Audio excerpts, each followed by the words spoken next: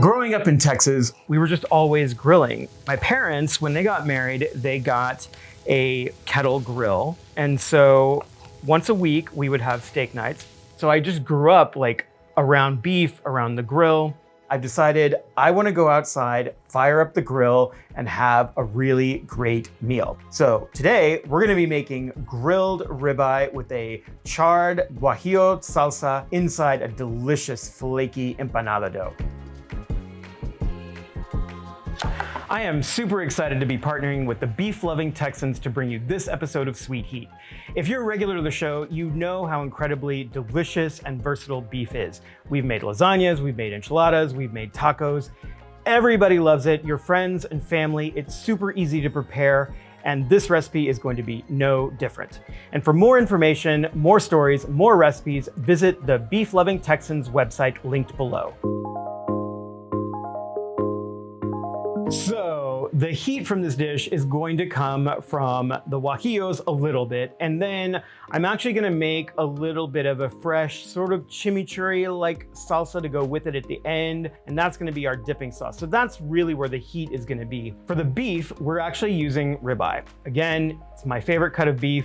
You can use tri-tip, you could use porterhouse, you could use New York strip. We're gonna sear it on the grill. We're not gonna cook it all the way through. It's basically still gonna be black and blue on the center. All I'm doing is I'm gonna grill all the veg and the steak on the grill, and then we're gonna puree the veg up, cut the steak up, toss it in the sauce, and that becomes our filling.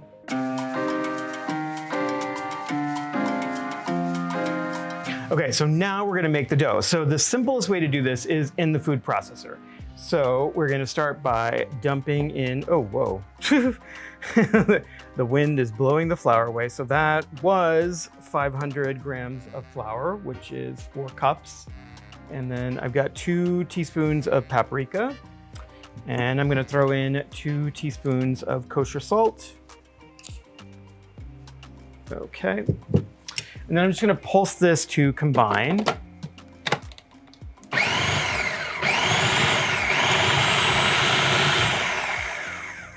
Okay, I just wanna make sure that all of the paprika and the salt are evenly distributed. And now I've got my lard, so that's 215 grams of lard, and it's cold, which also is very important. And then I'm just gonna pulse that.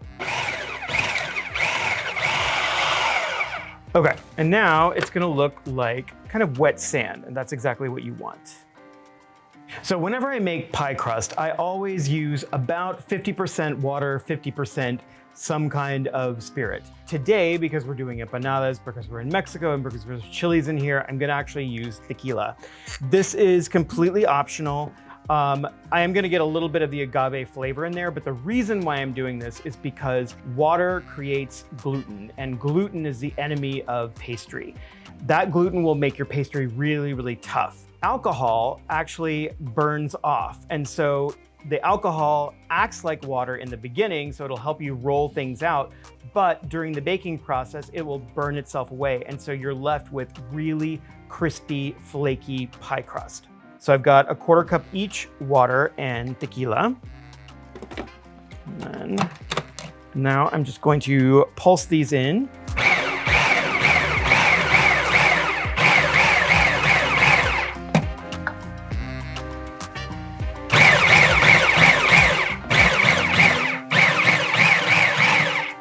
Because I don't want to overwork this, I'm just going to transfer this to a bowl.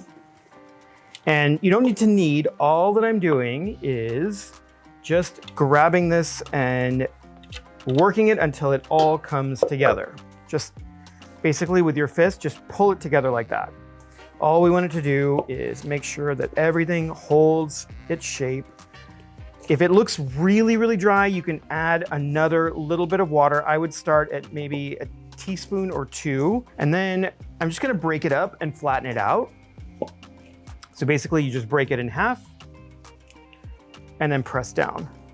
And that is partly what gives you those incredible layers.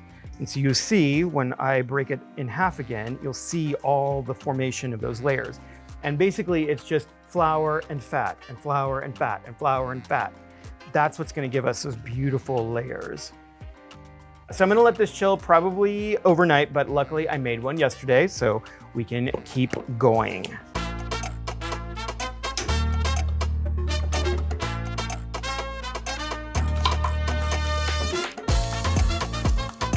Okay, let's go grill. Okay, so super hot. First thing we're gonna do is put the steak down.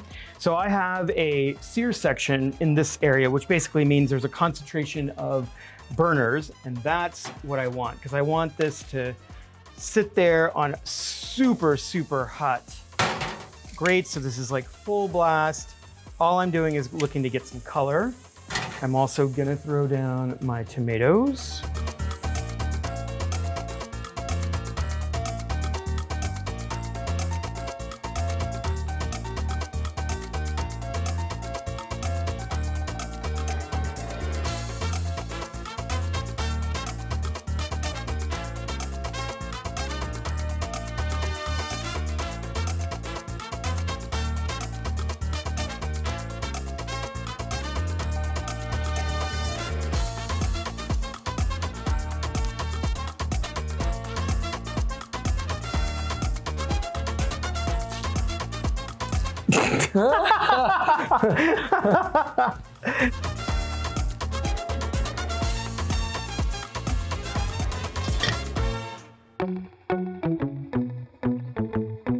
Okay, so now that the guajillos have been steeping for about 30 minutes, they're really, really soft, I'm gonna finish the salsa. So we're gonna take this is still super hot, and just put everything, bay leaves, peppercorn, guajillo, salt, and our stock.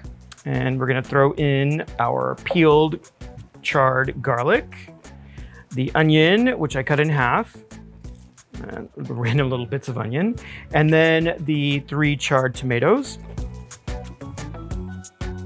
As with all of my salsas, we want to start slow, and we're only going to go as high as medium low. I don't want to get any air incorporated into the salsa, or it'll actually get the texture of a smoothie and it'll be really, really unpleasant. So I'm going to start low, lowest setting, and then just slowly go up.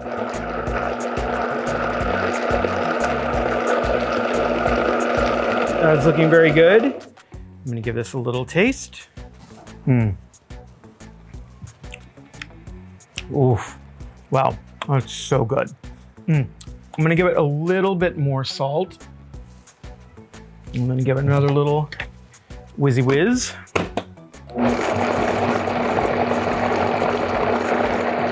All right, so this is ready. Now we're gonna cut the steak. So I actually have my 5-2 carving board, which I like because it has a ridge around the perimeter. So that'll catch any of these juices, which I definitely want to save and add those back to the sauce, or just put in a cup and drink later. So I'm gonna go ahead and just start cutting. And you'll see it's definitely still black and blue, which is totally fine. That's exactly what I want. And then I'm just gonna cut them into little cubes. So I'm just gonna cut a couple of slices and then cut those in half, which will end up being maybe like 1/2 inch pieces. And then I'll do a 1/2 inch cube.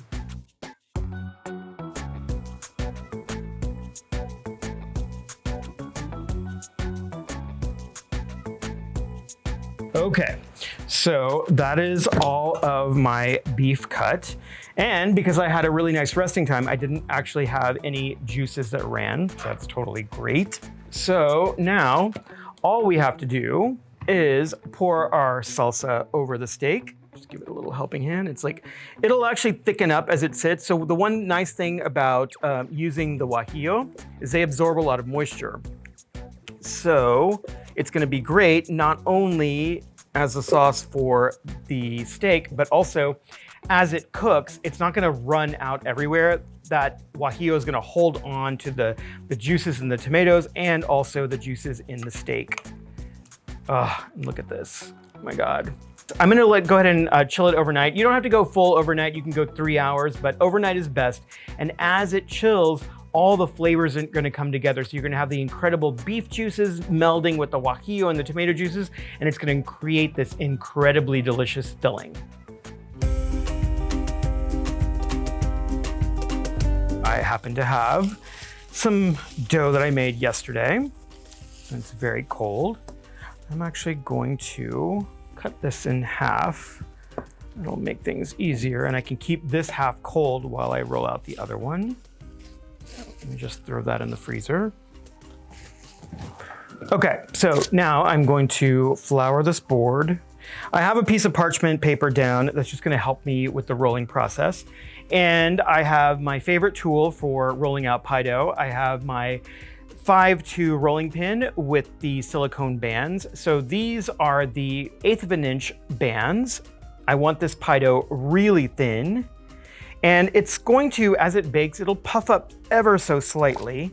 Those layers of fat and flour and water and tequila are going to evaporate and kind of push it, expand and push the layers out. And that will give us those flaky, delicious layers. And if it does start to get a little sticky, you can add a little bit of flour on the top. That will help you out.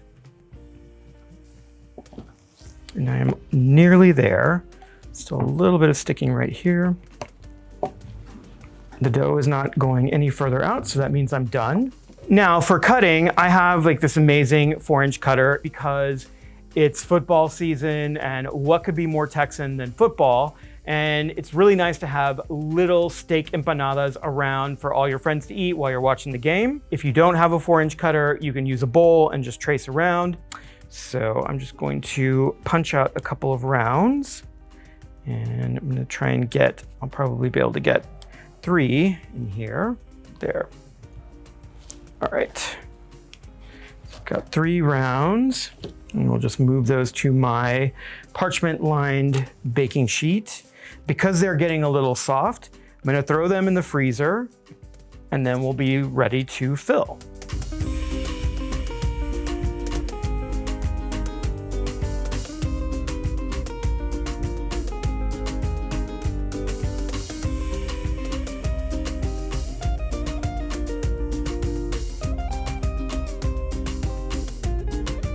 I've got to work quickly because the dough is cold, but because we're outside, it's going to heat up and it's going to get really soft. So I want to make sure that it doesn't do that. I've got a little bit of egg wash. So this is just 1 egg with about a tablespoonful of water that I just whisked together.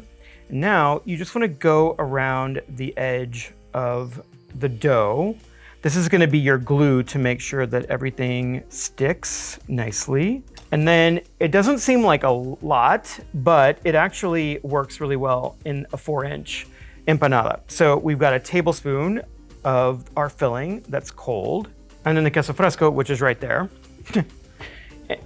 And this you only need about a teaspoon of. It's a very, very small little area. And then just kind of spread it out a little bit, push it down, and then we're just going to bring up the 2 edges and pinch it together. You definitely want it to be sealed completely. So just keep pinching and stretching a little bit. And then just take a little knife and just cut a couple of little vents. This is for the steam. If you don't cut little steam vents, what'll end up happening is the steam will actually just burst open your seam. So you need a little release mechanism for all that pressure inside. And I'm going to keep going with the rest.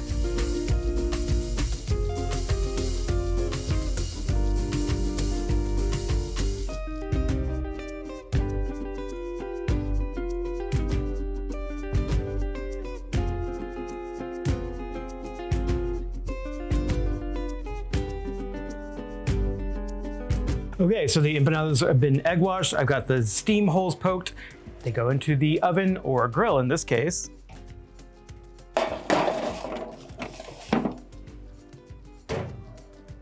It'll take about 25-35 minutes and they will be really puffed up golden and delicious.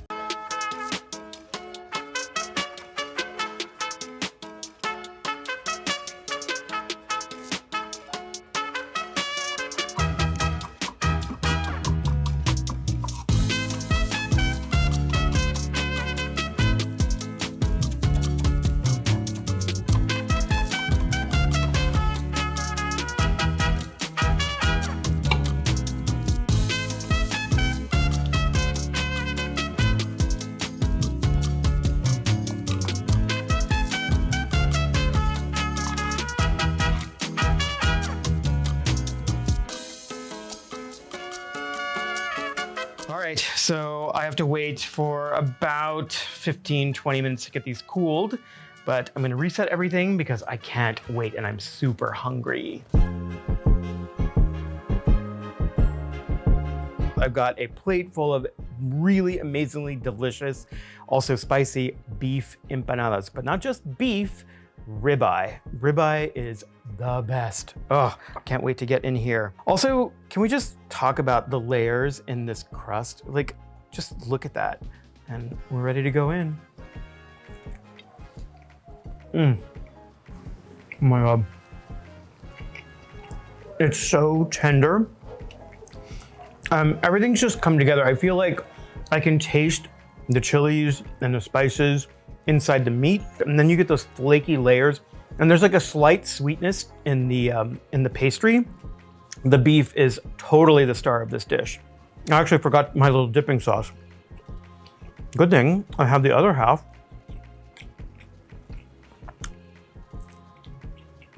This is like a little bright hit. Really, really good. I am so excited for you to try this.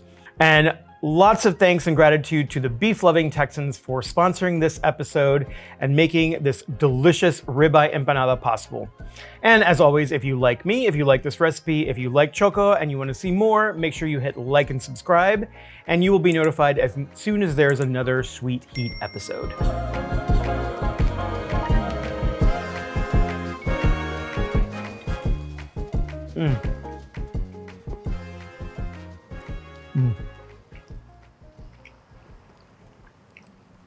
Oh my God.